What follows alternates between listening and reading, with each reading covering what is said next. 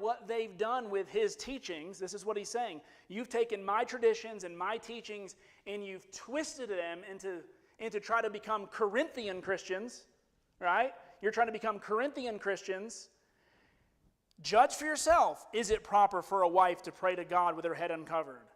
Does not nature itself teach you that if a man wears long hair, it is a disgrace for him? By the way, Paul was in the middle of a Nazarene vow in Corinth. What is one of the proponents of a Nazarene vow? So Paul was with them, and what kind of hair did he have? He had long hair. Because in Acts 18:18, when he finally goes from Corinth to Caesarea, it says he was only there a couple days, and he was under a vow and cut his hair. So he was in Corinth with long hair.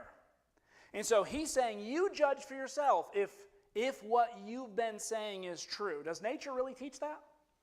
There's so many animals out there that you could pick from that actually don't teach that teach the opposite. But if a woman has long hair, is it her glory?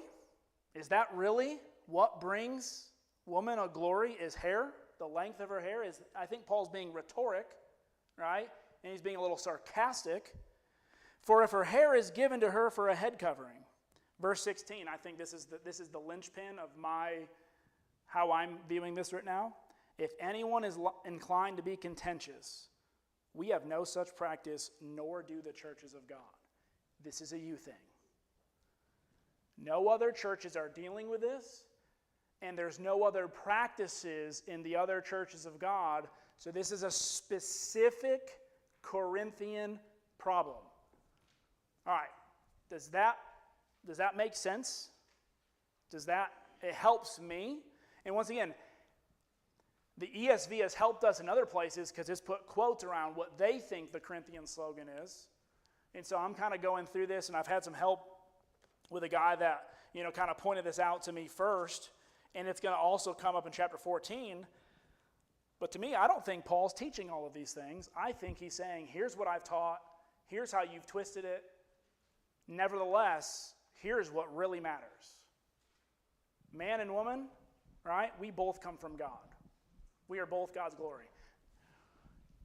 All right, so one of the things that has been going on in Corinth is they've been oppressing each other, haven't they? They've been using their knowledge, their finances, and it's going to come up in the Lord's Supper, to oppress and to push people down.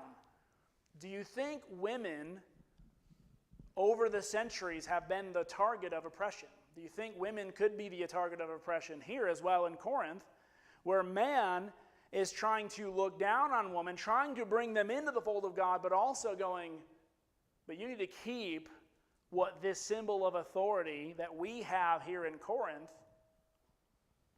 continued into your Christian walk. Now, there's that, okay? Or, here's the other place where I fall. Paul is saying, this is a Corinthian problem. But in Corinth, you need to take this seriously, because how you treat your hair will impact the way outsiders see and view you as a church. Yes, as a woman, you don't need to cover your head, but if you're in a society where that is something that is expected, what does that do to your influence?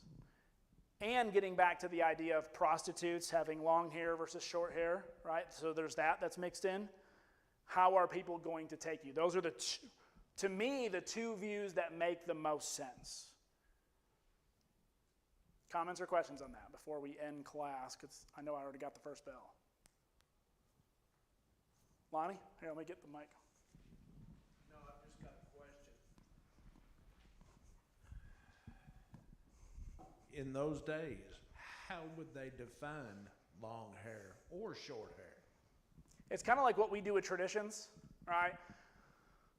What's a long skirt versus a short skirt? Well, my idea of a long skirt is different than other people's different definition of a long skirt, right? But I think the major thing that most commentators bring out is there are haircuts that make a person look like a man as a woman, and there are men who can wear long hair where it doesn't make them look like a woman, or they can wear long hair where they're pretending to be a woman. in the prostitutes in the temples.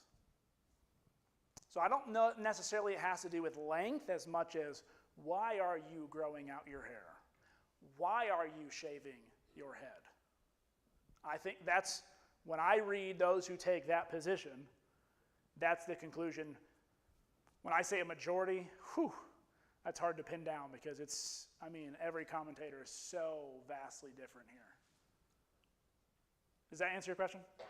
I don't know of any, we don't have any cultural backup or historical backup to say what was long versus short. Well, they didn't have barber shops, and so Well, they did actually. They had people that would cut hair. Well, maybe, but the fact still remains, if they were traveling by foot, their hair's going to be longer than mine would if I went to the barber shop every 2 weeks. Yeah. Something along those lines. And I think he's probably talking to a majority, those who are in Corinth, living in Corinth, right? But it's an interesting section. And tonight I just want to kind of bring up, I think there's a way to read this that doesn't have Paul constantly flipping back and forth between what are you asking, Paul, what are you saying? And it kind of brings up, here's kind of what the thinking was in the church at that time. Paul says, here's what you really need to consider. No darts were thrown. That's cool. Anyone else? All right, well, let's get into I don't want to start the very first section. Yeah, I do. All right, so let's go to verse 3. Let's just go till the bell ends. Let's go to verse 3. Here's the overriding principle, okay? I want you to understand that the head of every man is Christ,